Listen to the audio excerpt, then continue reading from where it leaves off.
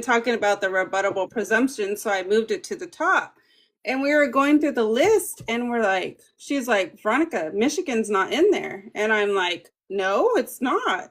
And so we were going state by state, and because I have like a PDF that's in my link tree that shows all the different states that have the rebuttable presumption. And then Amanda goes, oh, hey, what? Like, it was just like, yeah. So we just assumed that it was there. I mean, I will be honest with you. Sometimes I just assume it's there, but I just put it there so people can educate themselves, on the process. So what does Michigan have that's in correlation with that? The correlation for that is the Child Custody Act? Yeah, Child Custody Act.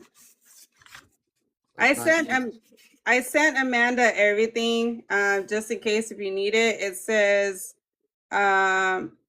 Michigan DV rebuttable presumption is a governing law is Michigan Child Custody Act, MCL 722.23. Okay. So like Amanda had went over how many best interest factors do you have, Amanda? You said like there was 23 or something. We had covered it. Nope, there's 12. There's 12 best interest factors. K is the domestic, the DV. We got to be careful what we say. The K is the DV of it. Yeah. What was that MCL number? MCL 722.23. It's the 12 best interest of the child factors. And, some states have the same factors, but some states have like 23, some states have 4, some states. And I think that's where, like, when the Title 4D and E come in, I think if you're going to get federal funding, I think all states should be met with the same factors and the same rebuttable presumptions. Yeah. All states should follow the same rules for the same federal funding. But we can only dream. We've been trying to do that for a while, so. I don't know. There's some things going on. I keep seeing some stuff, and I'm going to send it to you tomorrow, but there's been some stuff I've been seeing, and I don't know how So if you guys want to know how to present it, I just uploaded a video. There's a guy that's submitting it, I think was it Kentucky? Let me see. Let me look. Hold on, let me check it out. Yeah, it's James L. Flick. He did it in,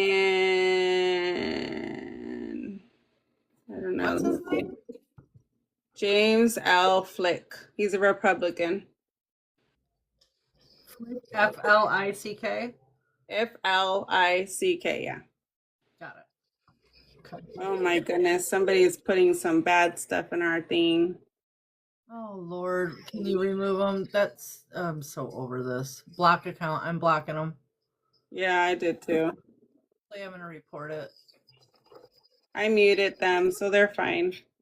Yeah, but you got to report the comment too on top of it. So I reported it. So we have people right now that are doing, which I don't really like, because I basically said, if you're against 50-50 custody or 50-50 presumption, then I think shame on you. You know what I mean? Our kids, our children's, we all brought our kids into this world, and I don't think anybody should be denied their child, and I can honestly say I've been on both sides of the fence. My first divorce was 10 years. This one is 3 years, and I've gone through it all, and I'm not laughing at you. Sorry. And it's just ironic, you know what I mean? Like, if both parents are safe and they're proven that they're safe, we shouldn't have to go through all this hogwash, and all this garbage, it's just redundant. And it's just like, I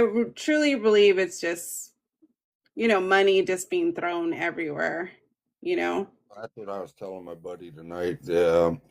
Like, he was trying to say, oh, you need to take it and do this and and get it out of that. And it's like, dude, you don't understand. If they approve what I want them to do, they're going to lose thousands of dollars. So why would they go and help me when it's going to take money out of their pockets?